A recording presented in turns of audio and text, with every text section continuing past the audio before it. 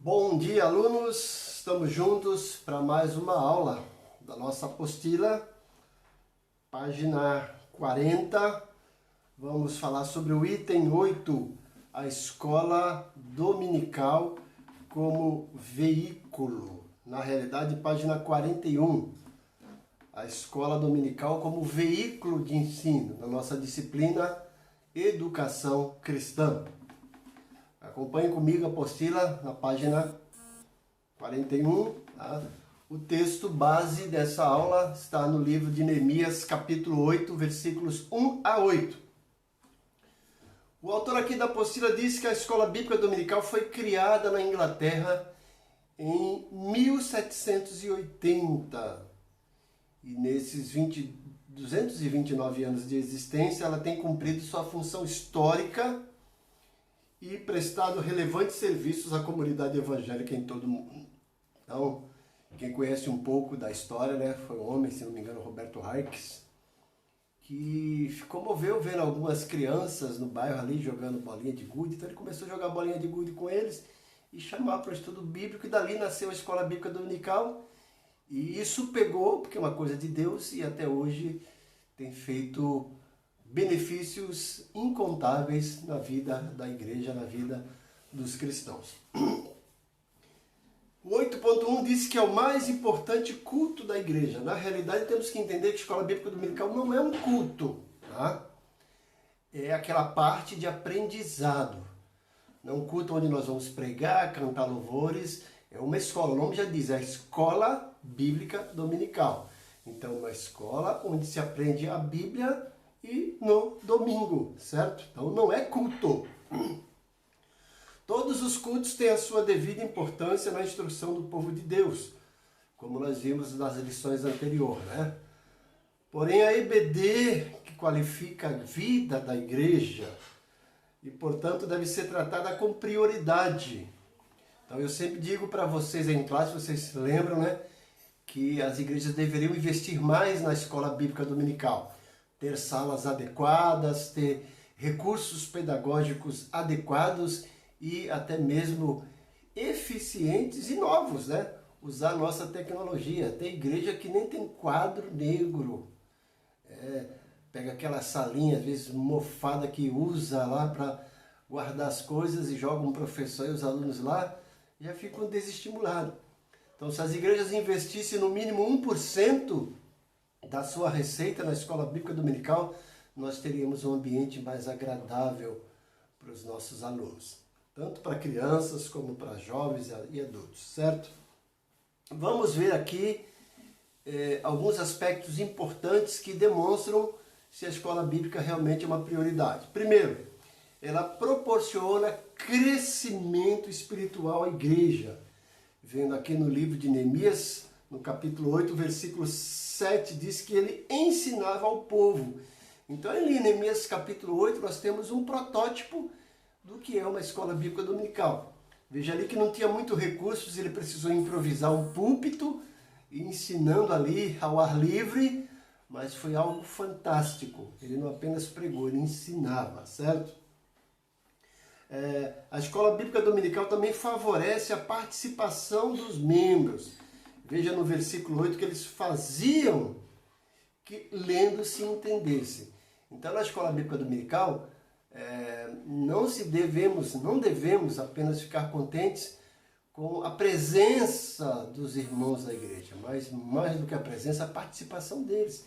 Eles precisam participar. Eu sempre digo, olha, se é uma escola, eu sempre falo isso na minha igreja, gente, é uma escola bíblica dominical. Quando você ia para a escola, o que você levava?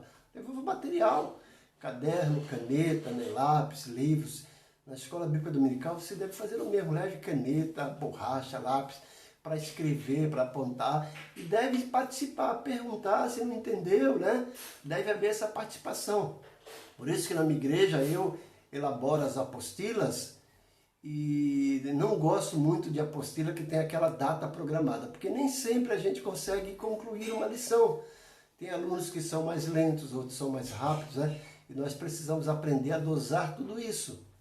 Então, é necessário a participação para que eles entendam realmente o que estão lendo, não simplesmente ler e sem assimilar aquilo que leu, ok?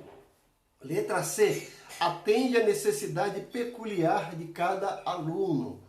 Veja aqui o versículo 3, e leu perante homens e mulheres entendidos. Então, na escola bíblica dominical, por isso que a gente divide em faixa etária, para que o ensino seja adequado para cada faixa etária. E mesmo assim, dentro da faixa etária, nós temos, apesar desse coletivo, temos que zelar também pela individualidade de cada aluno. Tem irmãos lá que são mais lentos, outros são mais rápidos, e nós precisamos aprender a dosar para que todos participem, sejam alcançados e entendam e saiam dali esclarecidos daquela lição que aprenderam, certo? 8.2. A escola bíblica dominical apresenta resultados duradouros. A Bíblia nos adverte em Provérbios 22:6, né? Ensina ou instrui, eu gosto mais do texto, instrui. Instrui a criança no caminho que deve andar, e até quando envelhecer não se desviará dele. Então, nessa idade tenra de criança, que eles vão assimilar tudo aquilo que a gente passar, e vai ficar na mente deles para o resto da vida, certo? Vamos lá. Veremos que a IBD pode produzir na vida do aluno. O que ela pode produzir? Primeiro, o amor à palavra de Deus. Como está aí no livro de Neemias, versículo 1 do capítulo 8, o povo se ajuntou como um só homem e disseram a Esdras que trouxessem o livro da lei. Pediram e Esdras foi lá, né? Eles sabiam que o que eles estavam ouvindo era realmente a palavra de Deus. E nós temos que entender que, embora tenhamos apostila, tenhamos revista, o que está sendo ensinado na escola bíblica é a Bíblia. Por isso que o nome diz escola bíblica. Vamos aprender a Bíblia. E com isso a pessoa, o aluno, vai ter amor, paixão pela palavra de Deus. Como diz o Salmo 1, versículo 2, antes tem o seu prazer na lei do Senhor, e na sua lei medita de dia e de noite. Letra B, conhecimento, como está em Neemias, capítulo 8, versículo 8, parte A, né? Leram no livro de Deus e declarando e explicando o sentido. Então, como eu disse, não basta ler, precisa explicar para o aluno, para que ele adquira conhecimento. Nós temos que entender que a escola bíblica dominical não é um lugar apenas de informação, muito mais do que isso. É um lugar de formação. Vamos formar verdadeiros discípulos de Jesus, independente de idade. E para isso as pessoas precisam do conhecimento e não apenas de informação. O conhecimento se adquire com informação, mas formação. Só informação não dá conhecimento, certo? O outro alvo é a maturidade. Vemos aqui, entenderam as palavras que lhes fizeram saber. Através do ensino sistemático, duradouro, né? E ali, de forma disciplinar, os membros da escola bíblica dominical, os participantes, os crentes, vão atingir maturidade. À medida que aprendem a palavra de Deus e aplicam na sua vida diariamente, vão adquirindo aí maturidade. 8.3. A escola bíblica não pode ser desprezada. Olha aí, como eu disse, infelizmente algumas igrejas excluíram a escola bíblica das suas atividades litúrgicas. Quando muda, né, para outra atividade de ensino, a gente até entende. Tem igreja que não tem escola bíblica dominical, mas tem um seminário bíblico, tem outros dias de ensino bíblico, sem problema.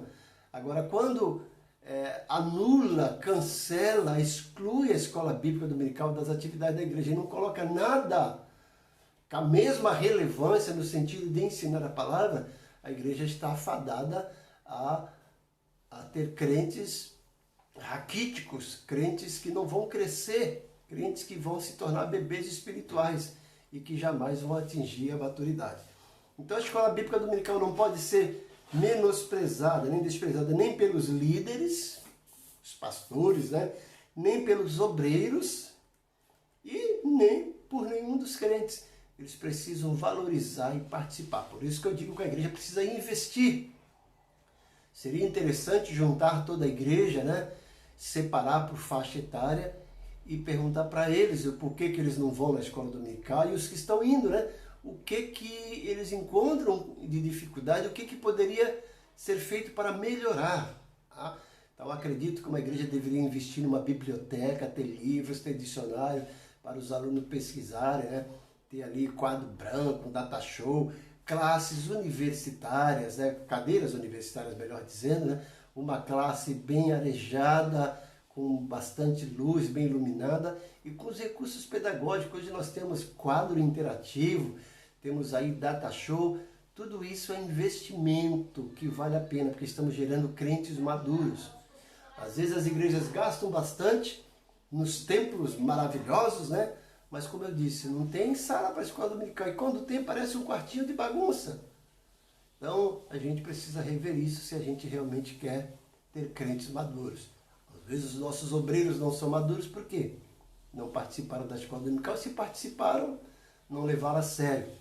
Então, os líderes deveriam equipar melhor a classe da escola bíblica dominical, equipar os professores, dar curso de reciclagem, de aperfeiçoamento dos professores, mandar eles para congresso, né?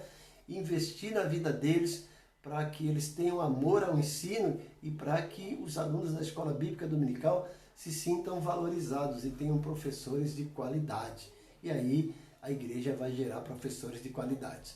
Eu sempre digo, vocês são testemunhas, né? O apóstolo Paulo escreveu 3 cartas pastorais, 2 para Timóteo e 1 para Tito. E a tônica dessas 3 cartas pastorais, se vocês verem lá, são 2. Obreiros qualificados e sã doutrina. Então, quando a igreja investe em obreiros qualificados, por sua vez, eles vão ensinar a sã doutrina. E a sã doutrina ensinada por obreiros qualificados vai gerar mais obreiros qualificados e que vão continuar nesse ciclo vicioso do bem. O ensino qualificado por pessoas qualificadas que vai gerar mais pessoas qualificadas aptas para o ensino qualificado. Entendeu a dica? Certo? Todos na igreja devem estar conscientes da importância da IBD. Aqueles que participam devem dedicar-se à mais importante das escolas, né?